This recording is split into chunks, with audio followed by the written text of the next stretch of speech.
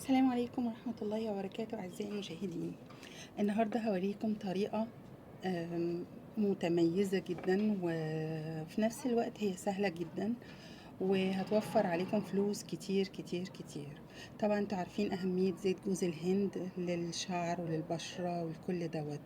وطريقة استخراج زيت جوز الهند لها أكتر من طريقة، في على البارد وفي بالتسخين. أنا النهاردة هوريكم طريقة سهلة جدا بيعملوها بتوع نيجيريا في افريقيا. احنا كل اللي مطلوب مننا ان احنا نجيب جوز هند، يا اما جوز هند صحيح واحنا نقشره ونقطعه قطع البيضة بس، حتى القشرة اللي هي البني اللي بتبقى طرية اللي بتبقى موجودة عليه من الخارج دي برضو بنشيلها. او انا عندي هنا مش متوفر قوي موضوع جوز الهند ده، فجبت جوز هند مبشور عادي زي دوت. اوكي. وبس، وهجيب ميه. دلوقتي انا هوريكم الطريقه دي، لان انا زي ما قلت لكم دي بتوفر علينا فلوس كتير جدا. برطمان جوز الهند لو دورتوا على النت هتبصوا تلاقوا ثمنه فوق ال 500 جنيه. فانا هوريكم طريقه نستخلص بيها جوز الهند علشان نستعمله، وفي نفس الوقت هتبقى طريقه سهله وحلوه ان شاء الله. الطريقة دي يا جماعة اسمها الكولد بريس فيرجين كوكونات اويل، او زيت جوز الهند الخام او البكر. والفيرجين كوكونات اويل بالكولد بريس دوت، في ناس لازم تعرفوا ان هو بيبقى مليان بالبروتين. البروتين في ناس عارفين طبعا بيروحوا يعملوا شعرهم بالبروتين والكيراتين والكلام دوت. ده بقى مش بروتين كيميكالز، لا ده بروتين طبيعي مفيد فعلا 100%. وبنستعمله بقى زي بالظبط البروتين اللي بنروح نعمله عند الكوافير. اول حاجه عندنا هنجيب جوز الهند بتاعنا كده اهو، ده زي نص كيلو.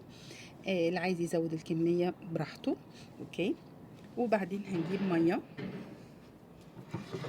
اول حاجه هنحط جوز الهند في الخلاط العادي دوت كده.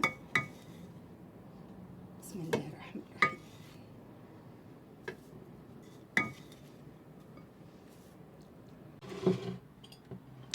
بسم الله الرحمن الرحيم.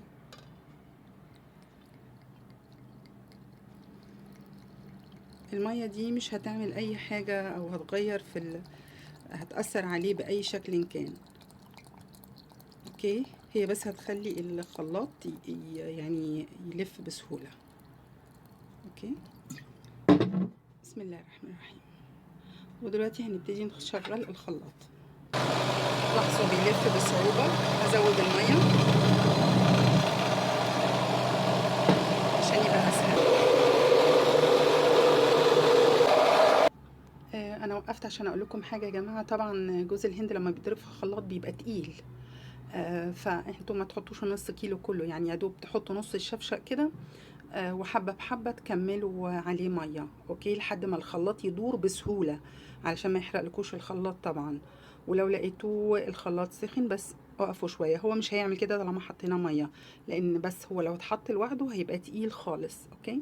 هنكمل ضربه لحد ما يبقى عامل زي اللبن كده. جبت مصفى وحطيت عليها القماشة وهبتدي اكب اللبن فيها كده. احنا صفينا جوز الهند اللي كان مضروب، صفيناه. ممكن نحطه في قماشة موسلين او شيفون ونلفها كويس، تقوم تنزل العصير بتاعها مصفى ضيقة ونضغط عليه. بصراحة في نيجيريا بيعملوه بايديهم، يفضلوا يعصروا بايديهم كده وينزلوه. اللي يريحكم اعملوه. دلوقتي انا حطيت بعد ما صفيت المية حطيته تاني في الخلاط، وهحط عليه مية واضربه تاني المرة التانية.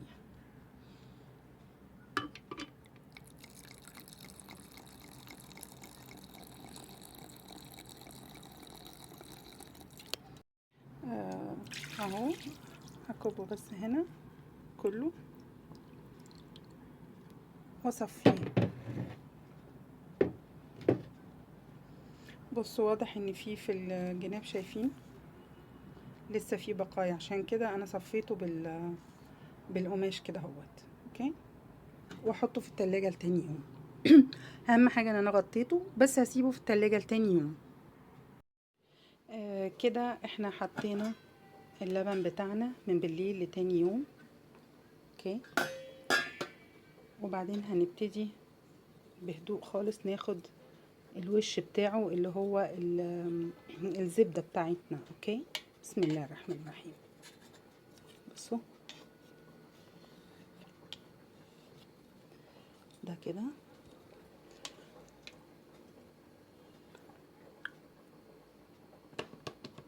وهحطه في اي حاجة تنزل بس ميته كده.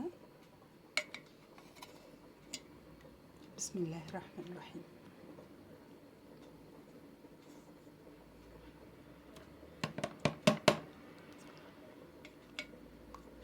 بسم الله. ممكن كمان ناخده بحاجة زي كده. بسم الله الرحمن الرحيم.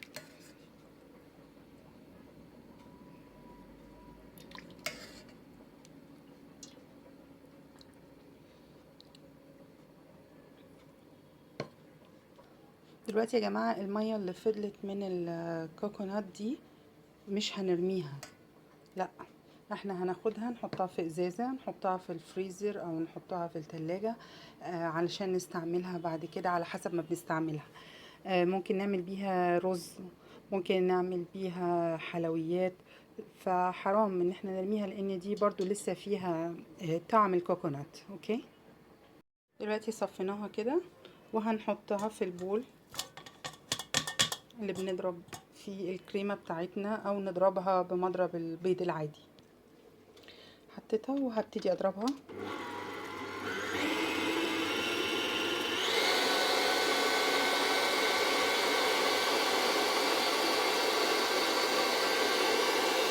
دلوقتي بعد ما ضربناها كده هنبتدي نحطها في برطمان.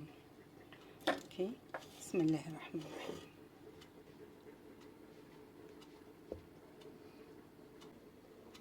بس هحطه في التلاجة بقى عشان يتجمد. اوكي، ده الكوكونات كريم بتاعنا اللي عملناه. بصوا ما شاء الله عامل ازاي. يعني عايزه اقول لكم بقى على حاجه، معلومه مهمه جدا، ان هو طول ما هو في التلاجة او طول ما درجة حرارة برد يعني بيفضل متجمد. اول ما بيلمس درجة حرارة بسيطة او يعني سخونية شوية او جسمنا بيسيح على طول. ده ممكن نستعمله على كريم ماسكات للشعر، للبشرة، لكل حاجة. رائع يعني. بصوا اول ما بحط منه جسمي بيتشربوا ازاي. اوكي، لو حطيتوه على الشعر كمان هتلاقوه ناعم خالص. بصوا يا جماعة، الكوكونات اويل ده سوليديفايز اقل من 24 درجة مئوية او بيتجمد اقل من 24 درجة مئوية، وبيسيح او بيملت يعني على 24 درجة مئوية او اعلى شوية. اذا احنا لو حطيناه على ايدنا اول ما هنحطه هنبص نلاقيه بيسيح على طول. طبعا عايزة اقول لكم ان لابد من الاحتفاظ بيه في التلاجة، لان اي درجة حرارة بسيطة بتخليه يفك على طول، يعني يسيح على طول. اول ما بنحطه على جسمنا بيسيح، نحطه على كف ايدنا بيسيح. شوفوا يا جماعة، نص كيلو جوز هند، اقل كمان من نص كيلو، حوالي 400 جرام او اقل، عملوا لنا برطمان كبير زي دوت. البرطمان ده انتوا ممكن تشتروه من على النت فوق ال 500 جنيه. فطبعا عشان يكون معمول على الطريقة الباردة وكده، فطبعا دي حاجة مكلفة جدا، فاحنا كده عملناه بايدينا، فحاجة احسن كتير من اننا نشتريه. يعني على الاقل احنا ضامنين ان هو مش محطوط عليه مواد حافظة او حاجة. شوفوا يا جماعة، نص كيلو جوز هند، اقل كمان من نص كيلو، حوالي 400 جرام او اقل، عملوا لنا برطمان كبير زي دوت. البرطمان ده انتوا ممكن تشتروه من على النت فوق ال 500 جنيه. فطبعا عشان يكون معمول على الطريقة الباردة وكده، فطبعا دي حاجة مكلفة جدا، فاحنا كده عملناه بايدينا، فحاجة احسن كتير من اننا نشتريه. يعني على الاقل احنا ضامنين ان هو مش محطوط عليه مواد حافظة او حاجة. من فضلكم لو عجبكم الفيديو تعملوا لايك وسبسكرايب للقناة. شكرا والى اللقاء. اتمنى ان شاء الله انكم تجربوا الوصفة وتكون مفيدة لكم.